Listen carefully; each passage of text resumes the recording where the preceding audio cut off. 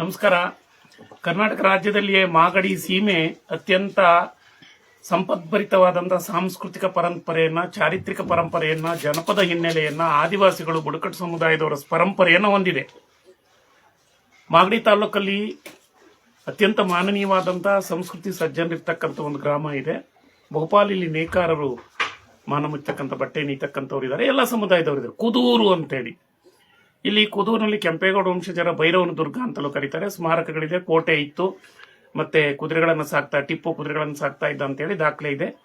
ಕನ್ನಡ ನಾಡಿನಲ್ಲಿ ಶ್ರೇಷ್ಠವಾದಂಥ ಭಕ್ತ ಜನರ ಪ್ರೀತಿಗೆ ಭಾಜನರಾಗಿರ್ತಕ್ಕಂಥ ಕುದೂರಮ್ಮ, ಲಕ್ಷ್ಮೀದೇವಿ ಅಮ್ಮನವರು, ರಾಮಲಿಂಗ ಚೌಡೇಶ್ವರಿ, ಮತ್ತೆ ಪಂಚಲಿಂಗಗಳನ್ನು ಒಳಗೊಂಡಂತ ಅಂತರ್ಗಂಗೆ, ಮತ್ತೆ ಭೈರವನ ದುರ್ಗದಲ್ಲಿ ಭೈರವೇಶ್ವರ, ಈ ತರ ಎಲ್ಲ, ಮತ್ತೆ ರಾಮ ಮಂದಿರ ಇದೆ. ಈ ಬೇರೆ ಬೇರೆ ದೇಗುಲಗಳೆಲ್ಲ ಇದೆ. ಎಲ್ಲ ಸಮುದಾಯದವರು ಇದ್ದಾರೆ. ಈ ಗ್ರಾಮದಲ್ಲಿ ನೇಕಾರ ತೀರಾ ಬಡತನದಲ್ಲಿ ಹುಟ್ಟಿದಂತ ಎಚ್ ರಾಜಶೇಖರ್ ಅವರು ಅಪ್ರತಿಮ ಪ್ರತಿಭಾವಂತರು. ಒಂದು ಸಾಹಿತಿಗಳು, ಪತ್ರಕರ್ತರು, ಜನಪದ ಹಿನ್ನೆಲೆ ಗಾಯಕರು, ಹಾರ್ಮೋನಿಯಂ ನುಡಿಸ್ತಕ್ಕಂಥವ್ರು, ಸಾಕಷ್ಟು ವಾಗ್ಮಿಗಳಿದ್ದಾರೆ.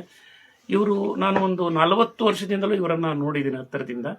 ಮತ್ತೆ ಇವ್ರದ್ದೊಂದು ವಿಶೇಷ ಏನಪ್ಪಾ ಅಂದ್ರೆ, ಪ್ರತಿ ವರ್ಷವೂ ಕೂಡ ಭಾರತ ದೇಶದ ಭರತಖಂಡದ ಶ್ರೇಷ್ಠವಾಗಿರ್ತಕ್ಕಂಥ ಎಲ್ಲ ಧಾರ್ಮಿಕ ಸ್ಥಳಗಳನ್ನ, ಪುಣ್ಯಕ್ಷೇತ್ರಗಳಿಗೆ ಸಂದರ್ಶನ ಹೋಗ್ತಾರೆ. ಹಿಮಾಲಯ ಪರ್ವತದಲ್ಲಿರ್ತಕ್ಕಂಥ ಬದ್ರಿನಾಥ, ಕೇದಾರನಾಥ, ಇತರೆ ಇರ್ತಕ್ಕಂಥ ಅಮರನಾಥ, ಮಾನಸ ಸರೋವರ, ಅಲ್ಲಿಗೆಲ್ಲಕ್ಕೂ ಕೂಡ ಹೋಗಿ ಬಂದಿದ್ದಾರೆ.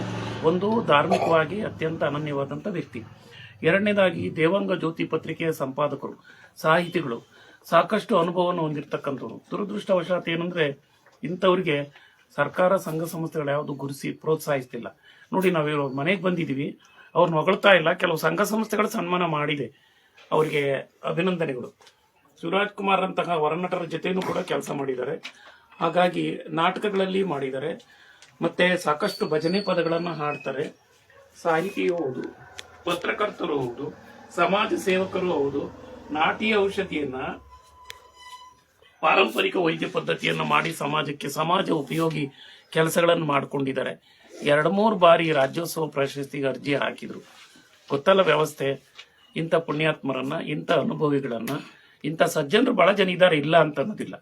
ನಮ್ಮ ಪುಣ್ಯಭೂಮಿ ಮಾಗಡಿಯ ಎಚ್ ರಾಜಶೇಖರ್ ಅಂತಹ ಅಪ್ಪಟ ದೇಶೀಯ ಪ್ರತಿಭೆಯನ್ನ, ಕಲಾವಿದರನ್ನ ಗುರುತಿಸೇ ಇರ್ತಕ್ಕಂಥದ್ದು ಶೋಚನೀಯ ಅಂದ್ಕೊಳ್ತೇನೆ.